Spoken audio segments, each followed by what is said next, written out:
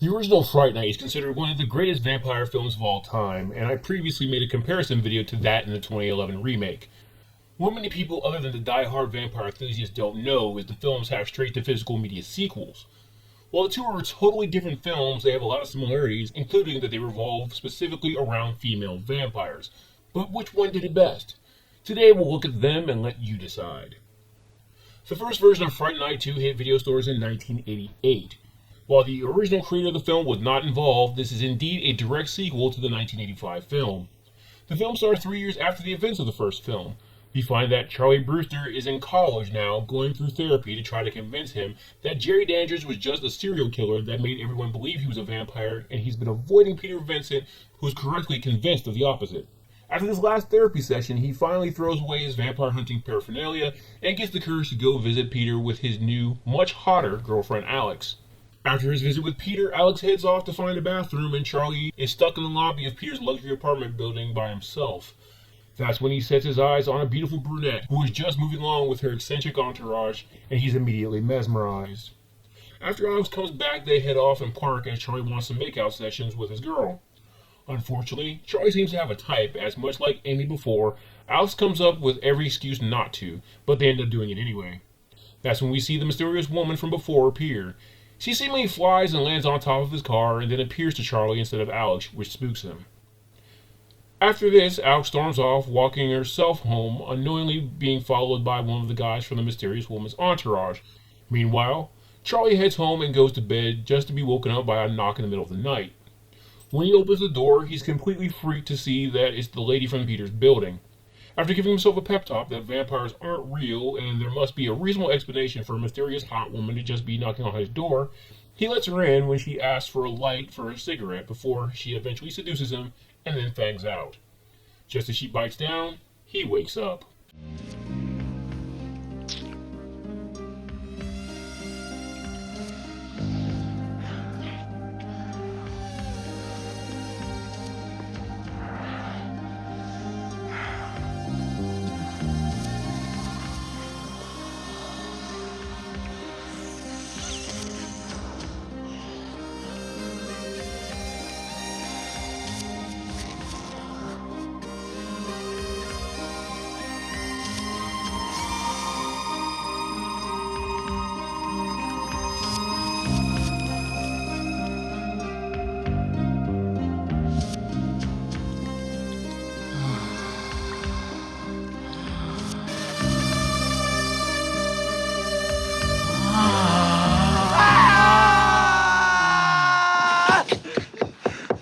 Much to his relief, the knock on the door in the middle of the night this time is an angry Alex about earlier, who he grovels to as the dream freaked him out. She consoles him once she realizes he was freaked out about vampires and lays in bed with them. She then notices that a cut he got shaving earlier on his neck is bleeding heavily. Charlie's next encounter with the mysterious woman is after he makes a date to go to the symphony with Alex. His friend Richie shows up to borrow a tie because he's going somewhere to impress art women, but as he drives off, he sees Richie getting into a limo with the woman from his dreams, and instead of going to his date, decides to follow him. That's when he witnesses the woman, along with her trans partner, fang out and feed on Richie.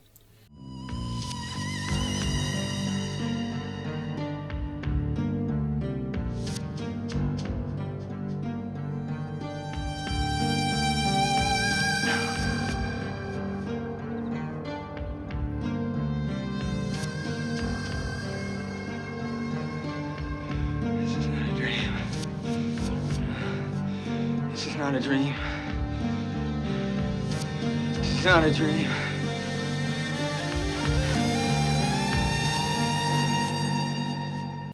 Charlie heads to Peter's apartment to let him know what he saw, which Peter doesn't believe. Charlie tells him that he's going over to the woman's apartment to confront him with or without him, and so he agrees. When they get there, they find out she's having a vampire-themed costume party. While Peter's relieved of the situation, Charlie is still skeptical. After finding Richie and not seeing any marks on him, Charlie is confronted by the mysterious woman on his way out. The result is one of the most memorable vampire-related dance scenes in history that probably inspired From Dusk Till Dawn decades later.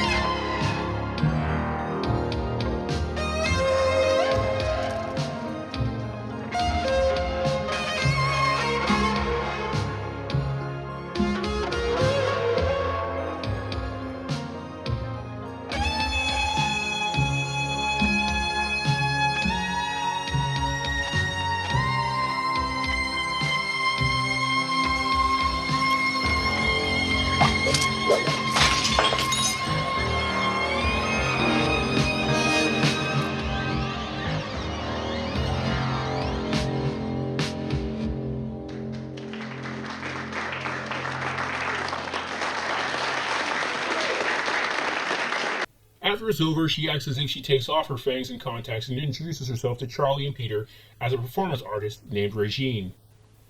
With Charlie now convinced that it was all an act, he peels off when he realizes he completely forgot about his date with Alex, who has since attended the symphony with Regine's other vampire cohort. All the while, Peter stays back and enjoys the party. He starts to get uncomfortable with all the neck biting and decides to look at Regine and the other vampire dancing through a mirror. When he finds no reflections, he runs off. That's when Regine confronts him and lets him know the truth. She is Jerry Dandridge's sister, and her goal is to get revenge for killing Jerry, and Charlie is her target. She tells him his punishment won't be as severe because he's a coward and came reluctantly. She then puts her cloak over her head, turns into a bat, and flies away. That night, she once again appears in Charlie's room and takes another bite of his neck, with Peter frantically calling him.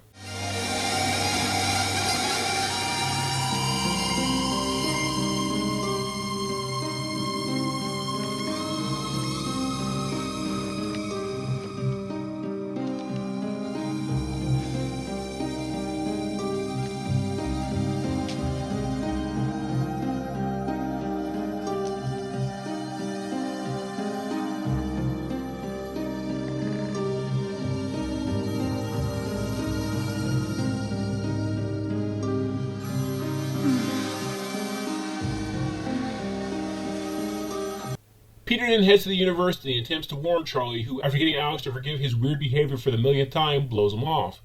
That is until Charlie starts noticing his own vampire tendencies, and then sees on the news that Richie was found dead. When he goes back to Peter's place to tell him he believes him, Peter has already left town. He then sees Regine's henchman and follows him to the basement of the building where he finds the coffins where Regine and the others are laying. But when he goes to stake her, she wakes up and hypnotizes him to walk away and forget everything he saw. Meanwhile, while sitting at a bar, Peter sees that he's been replaced on his show Fright Night by Regine. Watching her routine motivates him enough to go back to the studio and try to kill her, but is stopped just before he can and is arrested. Meanwhile, back at the library, Charlie and Alex are on a date, and Regine's wolf-like henchman, who has a thing for Alex, confronts her. When she slaps him, he gets physical, and as Charlie comes to her rescue, he starts to turn. He's eventually driven off when Alex shoves roses in his mouth. Charlie very clearly then points out to Alex that what he saw was not group hypnosis. But much like Peter, they also get arrested for the library incident. Alex is eventually bailed out by Charlie's psychiatrist. When she asks the officers about Charlie, she's told it's too late, as we end up seeing earlier that he's bailed out by Regine. When she asks about Peter, she's told once again that she's too late, as he was taken to the loony bin for ranting about vampires.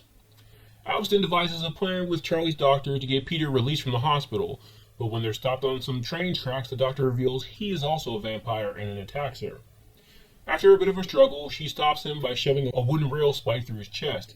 In a bit of comedic psychology humor, he empathizes with her situation and the stress it's causing her, and in order to relieve the tension, shoves the wood rest of the way through his chest and then dismisses her. Back at the hospital, Alex uses Charlie's psychiatrist's credentials to get in to release Peter. One of the nurses finds that an ID she dropped wasn't her, but before she can out her identity, one of the inmates attacks all of the orderlies and pulls the fire alarm, allowing the two to escape. The big climax comes when Charlie, now under Regine's control, fights and overcomes his urges to bite Alex, before him and Alex set a trap of communion wafers in her coffin. Peter then uses a mirror to shoot her with daylight, and when she goes into the coffin to protect herself from burning, she ends up blowing up. The film ends with Charlie and Alex living happily, discussing their future together. Now let's fast forward to 2013. In this version, subtitled New Blood, the original characters of Amy, Charlie, and Evil Ed have survived high school and are involved in a study abroad program in Romania. That means the events of the first film didn't happen in this film story, which makes the two in the name quite odd. Also in this version, Amy and Charlie are on the outs, as Charlie was apparently caught kissing another girl by her. Anyway, back in his room, Charlie looks to the building across the street and sees two women making out, with one of them being a prostitute he and Ed saw go into the building earlier. When the other woman sees him looking, she smiles at him and then bites the prostitute. Charlie attempts to show Ed, but when he gets to the window, they're no longer there. Charlie and Ed then head to their first class, and Charlie's blown away to see that the woman he saw in the window is their professor, Jerry Dandridge. Later on, during a tour of some old Romanian ruins, Charlie decides to head off and find a bathroom when he hears the noise of a guy moaning. When he follows it, he finds Jerry having her way with the guy. When she sees him this time, she mouths his name, but then the two disappear as soon as he looks away. The next day, Charlie falls asleep in class and has a dream where Jerry seduces him about liking what he saw, but then kills Amy. When he wakes up screaming, the whole class is laughing at him, but then she bends down and whispers to him what she said in the dream and that she knows he likes what he saw, confirming that it was more than a dream. When they go back to their room that night, the police are looking for the guy Charlie saw Jerry with. Charlie sees Jerry jump out of her window with a human-sized bag and taking off with it, but the police leave before Charlie can catch up to them. When he's locked out of his place, he then decides to climb up to the side of the building and break into Jerry's place. That's when he witnesses an old lady take a young girl over to a tub, slit her throat with her finger, drain the blood into the tub, and then bathe in it. Once the old lady comes out of the tub, Charlie sees that the old lady was in fact Jerry. She opens the casket he was hiding in and teases him again, saying there is something special about him. He then flashes his phone camera light into her eyes and runs off. He goes to Amy's room to tell her what he saw, but then he finds out that Jerry is already there. Charlie is super hostile toward her, which Amy's weirded out by. He then tells Amy that Jerry's a vampire, which obviously she doesn't believe, and Jerry plays off. Charlie then confronts her with a Bible, which Jerry takes from him, making him think he's crazy, which he kinda is. But that is until she waves goodbye to him, showing the burn mark from where the cross on the Bible touched her. Charlie then goes back to his room and does a bunch of research about vampires, eventually telling Evil Ed, who tells him that he believes that Jerry could really be Elizabeth Bathory, which is a bad thing because that would make her a master vampire and not that easy to kill. Ed then gets the idea to track down TV ghost hunter Peter Vincent, who is not interested because he's too busy frequenting Romanian strip clubs, and the two offer him a lot of money to go along with it. They end up running into Amy, who can't believe that Charlie is still obsessed with the vampire story, and as the group head to the subway, Peter sees Jerry, who flashes her black eyes at him, which backs him off. The kids then turn around and see Jerry, who confronts them, and before they know it, she attacks.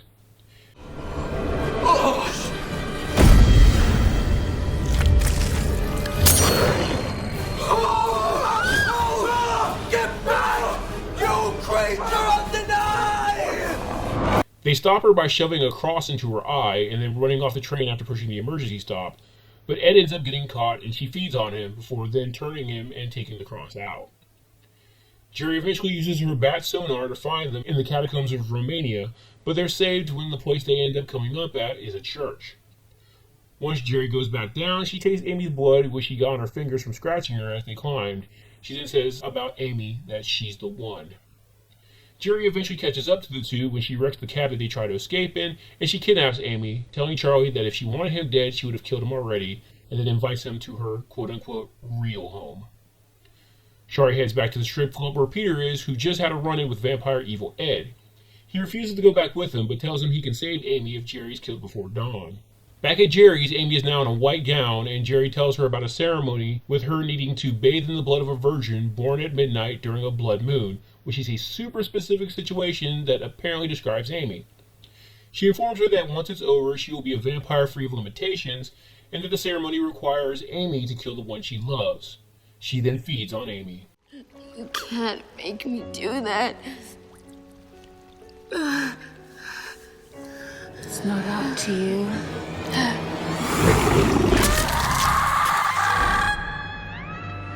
When Charlie gets to the castle, he thinks he hears Amy and goes after the voice, just to be met with Evil Ed instead, who he eventually finishes off with Charlie forcing him to drink holy water, but is then caught by Jerry, who then throws him into the blood pool.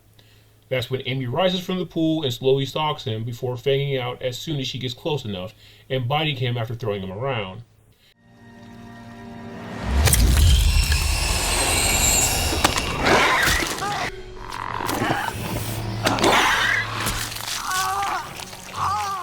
She then kicks him back into the pool and rolls him like an alligator before trying to drown him while screeching.